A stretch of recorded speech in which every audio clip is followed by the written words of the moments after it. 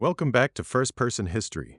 Make sure to like and subscribe if you enjoy the video, and feel free to drop a comment of an event you want covered.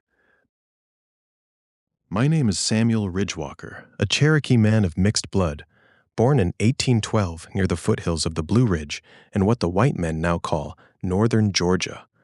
I was 26 years old in the spring of 1838, a farmer with a small cabin, a few acres of corn and beans, a good horse, and a young wife named Mary, who carried our first child. Like many of my people, I had grown up watching our nation change, adopting the ways of the newcomers while holding fast to the old stories and the land our ancestors had walked since time began. The troubles did not come suddenly. They had been gathering like storm clouds for years. In my childhood, the Cherokee were already walking the path of what the Americans called civilization. We had farms, schools, and churches. Sequoyah, that brilliant man born of a Cherokee mother and white father, had given us our own written language in the 1820s, 86 characters that let us read and write in our tongue. Soon we had the Cherokee Phoenix, our own newspaper, printed in both Cherokee and English. We built a capital at New Echota with a council house, a Supreme Court, and a public square. Principal Chief John Ross, a man of great wisdom and only 1/8 Cherokee blood, led us with steady hands. We had a written constitution modeled after the Americans' own. Many of us wore coats and trousers, spoke English when needed, and sent our children to mission schools. We thought if we became more like them, they would let us keep our homes. But the hunger for our land never slept. White settlers pressed closer every year, wanting the rich bottomlands for cotton. Treaties had already taken vast stretches from us, piece by piece since the days of my grandfather. Then, in 1828 and 1829, everything accelerated. Gold was discovered near Dahlonega, right on Cherokee land. Prospectors swarmed in like locusts, digging and panning without permission. Georgia held lotteries, giving away our farms and goldfields to white men by random draw. The state passed laws that stripped us of rights. We could not testify in court against a white man, could not hold meetings, could not even mine the gold on our own soil. They declared our Cherokee laws null and void after a certain date. It felt like the ground itself was being pulled from under our feet. President Andrew Jackson, the man many once called a friend to some tribes after the Creek Wars, made his position clear. In 1830, he pushed the Indian Removal Act through Congress. It gave the federal government power to negotiate treaties exchanging our eastern lands for territory west of the Mississippi River in what they called Indian Territory. Jackson spoke of it as kindness, moving us away from white settlement for our own good. But we saw it as theft dressed in fine words. He ignored our pleas and our progress. When the U.S. Supreme Court ruled in our favor in Worcester v. Georgia in 1832, saying Georgia's laws had no power over our sovereign nation, Jackson reportedly shrugged it off. The story went that he said something like, "John Marshall has made his decision, now let him enforce it." No help came from Washington. Inside our nation, division grew like a crack in dry earth. Most of us, the great majority, stood with Chief Ross. We petitioned Congress, sent delegations to Washington, and gathered thousands of signatures protesting any removal. We believed the treaties we had signed in good faith would protect us and that the American sense of justice would prevail. But a small faction, the Treaty Party, led by men like Major Ridge, his son John Ridge, and Elias Boudinot, lost hope. They feared that if we stayed, we would be overwhelmed, our people scattered or destroyed. In December 1835, at New Echota, about 300 to 500 Cherokees, none of them elected leaders of the full nation, met with U.S. officials and signed the Treaty of New Echota. It ceded all our remaining lands east of the Mississippi, roughly 7 million acres, for $5 million and new lands in the west, plus some assistance for the move. When word reached the rest of us, anger and sorrow swept through every town and farm. The National Council rejected the treaty outright. Chief Ross carried a petition with nearly 16,000 Cherokee names to Washington, begging the Senate not to ratify it. But in May 1836, the Senate approved the treaty by a single vote. It became law. The government gave us 2 years to leave voluntarily. Most of us refused. We planted our fields that spring, and the next, tended our livestock, and prayed that somehow the storm would pass. A few hundred did go west early, mostly from the treaty party side.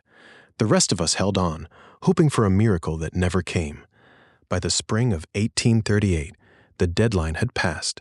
President Martin Van Buren, Jackson's successor, ordered General Winfield Scott and 7,000 federal troops, along with Georgia militia, to enforce the removal. The soldiers arrived in May. They moved quickly, surrounding towns and isolated homesteads. Families were given almost no time, sometimes minutes, to gather what they could carry. Some elders were dragged from their cabins, still in their nightclothes. Sacred items, blankets, tools, left behind for looters who followed the troops like shadows. We were told this was for our own protection, that we would be escorted west safely, but the camps were crowded, with poor food and sanitation. Disease began to spread, even before the long journey started. Mary and I were among those rounded up in early June. We carried what little we could, a few blankets, some cornmeal, the Bible in Cherokee that Sequoia's syllabary had made possible, and the small bundle of clothes for the baby soon to come. As we marched under guard toward the holding pens, I looked back at the cabin I had built with my own hands, the fields green with young corn. The smoke still rose from the chimney where Mary had cooked our last meal there. Many of my people still believed Chief Ross would find a way to stop it, or that the government would honor better terms. Petitions continued even from inside the stockades, but the machinery of removal had begun turning. The first small groups left by river in the heat of summer, facing low water and hardship. The great majority of us, around 15,000, waited in those miserable camps through the summer, watching friends and elders sicken. The soldiers had orders to treat us kindly, but fear, anger, and the sheer scale of the operation made kindness rare. The summer of 1838 in the stockade at Ross's Landing stretched on like a fever dream that would not break. We were perhaps 2,000 souls crammed into a place meant for far fewer. Men, women, children, elders, all penned behind rough log walls under the watch of federal soldiers and Georgia militia. The heat pressed down without mercy. Dust rose from the trampled ground and coated everything, our clothes, our hair, the meager cornmeal and salt pork the soldiers issued once a day. Water came from a muddy creek that ran beside the camp. It tasted of earth and sickness even after we boiled it. Mary's belly grew round with our child as the weeks passed. She moved slowly now, one hand always resting on the small of her back, the other cradling the life inside her. At night, we lay on the hard ground under a single blanket, whispering prayers in Cherokee and English both. "The baby will be born in a new land," she would say, trying to comfort me, but I could hear the doubt in her voice. Around us, the first deaths came quietly. An old woman from our valley slipped away in her sleep from the heat and the flux. A little boy, perhaps 5 years old, took ill with the bloody runs and was gone in 3 days. The soldiers dug shallow graves outside the walls, but the smell lingered anyway. By late August, word came that Principal Chief John Ross had convinced the government to let our own people lead most of the removals. 13 detachments, he called them. It was a small mercy, no more military haste. We would travel as families, with our own wagons where we could find them, our own pace. On September 1st, our group, nearly 1,300 souls, was told to prepare. We gathered what little remained, a few pots, the Cherokee Bible, Mary's shawl, a small sack of parched corn. The soldiers opened the gates at dawn on the 6th. We walked out in a long column, wagons creaking, children clinging to skirts, the very old riding where space allowed. I helped Mary up into a borrowed wagon beside an elder woman whose husband had died in the stockade. The air that morning carried the first cool breath of autumn, but it brought no joy. The march began slowly, methodically, as if the land itself resisted us. We followed the old federal road north, a rutted track that wound through hills still green with late summer. 10, sometimes 12 miles a day at first. The soldiers, now fewer, rode alongside, but it was our own captains who set the rhythm. Each evening, we made camp early, building fires from whatever wood we could gather, boiling water, sharing what food the government contractors supplied, more cornmeal, some bacon, occasional coffee. Mary's time drew near. She walked when she could, to spare the horses, but her steps were careful. I stayed close, my arm around her when the path grew steep. By mid-September, we reached the Hiwassai River. The ferry was slow. We waited 2 full days to cross, the water brown and swift from recent rains. Some wagons tipped on the far bank, spilling precious bundles into the mud. A child fell in and was pulled out shivering. That night, the first hard frost came. We woke to white rime on the grass and the sound of coughing spreading through camp like a low wind. October brought colder nights and the first real sickness. Dysentery moved among us, bloody flux, we called it. It struck without warning. One morning, an old man from New Echota could not rise. By evening, he was gone. We buried him beside the trail with a simple prayer and a stone to mark the spot. Mary grew quieter. Her ankles swelled, and she rode in the wagon more often. I walked beside her, leading the horse, my own feet blistered inside worn moccasins. The land changed as we moved north into Tennessee, rolling hills giving way to flatter country. Leaves turned gold and red, then fell. The days grew short. We crossed the Tennessee River at a place the soldiers called McMinn's Ferry. It took 4 days. The current was strong. One wagon overturned, and a family lost nearly everything. A baby was born that night in another detachment. Healthy, they said, but in our group, the sickness claimed 2 more elders. The ground was hardening now. We slept under thin blankets, huddling together for warmth. Mary pressed close, her belly between us, and I felt the baby kick against my back. "He will be strong," she whispered. I wanted to believe her. Kentucky in November tested us further. The roads turned to mud when it rained, then froze hard when the temperature dropped. Wagons bogged down. Axles snapped. We lightened loads, leaving behind chests and tools that had survived the stockades. Food grew scarcer. The contractor's supplies arrived late or spoiled. We boiled acorns and hunted what game we could, but the soldiers forbade straying far. Hunger became a constant companion, a dull ache behind the ribs. Dysentery spread faster now. I saw strong men double over by the roadside, too weak to walk. Women carried infants who no longer cried. Every few days, we stopped longer to bury our dead, sometimes 3 or 4 in a single morning. The graves stretched behind us like a second trail. Mary gave birth on a cold night in late November, somewhere near the Cumberland River. The labor was long and quiet. An older woman from our valley helped, boiling water over a small fire while wind rattled the canvas of the wagon. Our son came into the world just before dawn, small but breathing. We named him Tsali, after the warrior who had once defied removal. Mary held him close under her shawl, her face pale but proud. For 2 days she could not walk. I carried the baby in a sling against my chest while she rode. The cold bit deeper. Snow fell lightly the next week, dusting the wagons white. Illinois in December was a frozen trial. We reached the Ohio River, only to find ice forming along the banks. The ferryman demanded extra payment. Some days we waited, while officials argued. When we finally crossed, the wind howled across the open prairie. Blankets froze stiff. Children whimpered through the nights. The dysentery took hold of me then. First a cramping in my gut, then the runs that left me weak and hollow. I hid it from Mary at first, chewing on a piece of charcoal to quiet my stomach. But the sickness does not hide long. By the time we entered Missouri, I was riding in the wagon more than walking, my legs trembling. The worst stretch came in January 1839. Snow lay thick on the ground. We made only 5 or 6 miles some days.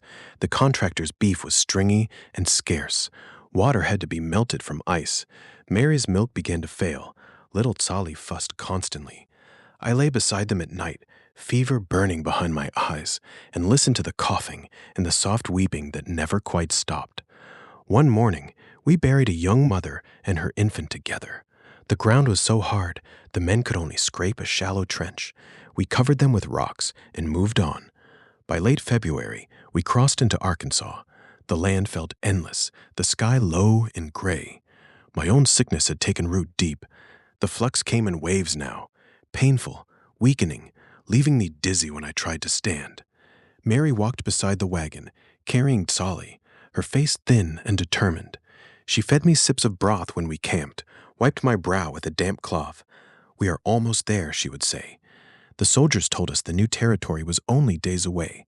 I wanted to believe it for her sake, for our sons.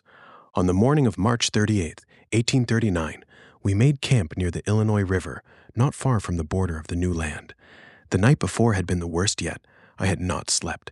The cramps doubled me over. Blood mixed with the flux. My skin burned with fever, even as I shivered under every blanket we owned. Mary sat beside me on the cold ground, Charlie asleep against her shoulder. She sang an old lullaby in a voice barely above a whisper. I could see the fear in her eyes, but she smiled when she saw me watching. That day, the column moved on without us. Our wagon stayed behind with 3 other sick families. The captain promised to send help from the forward camp. I lay on a pallet in the wagon bed, watching the bare branches of the trees sway against a pale sky. The pain had settled into a steady fire in my belly. Every breath hurt. Mary wiped my face again and again. She gave me the last of the clean water. Sally stirred and cried. She nursed him while holding my hand. I knew then that I would not see the new territory with them. The land we had walked for 6 long months would claim me here, as it had claimed so many others. 4,000 of our people, the elders said later, though no one could count them all. I thought of the cabin in Georgia, the cornfields turning green, the smoke rising from the chimney the morning the soldiers came. I thought of my father's stories of the old days, of Sequoia's gift of writing, of Chief Ross's long fight for justice that paper and bayonets had undone. Mary leaned close. "Rest now, Samuel," she whispered. "The baby and I will go on. We will plant again." I tried to answer, but the words would not come. The light grew softer. The pain eased a little, as if the land itself were letting go. I am Samuel Ridgewalker, and this is the end of my story as I lived it on the Trail of Tears. The march took everything but the memory of who we were. My wife and son reached the new territory without me. They buried me beside the trail with a simple stone and a prayer in 2 languages. The world moved on, but the footsteps of 15,000 Cherokee still echo in the cold earth between Georgia and Oklahoma. History calls it removal. To those of us who walked it, it was simply the long road home that many never reached.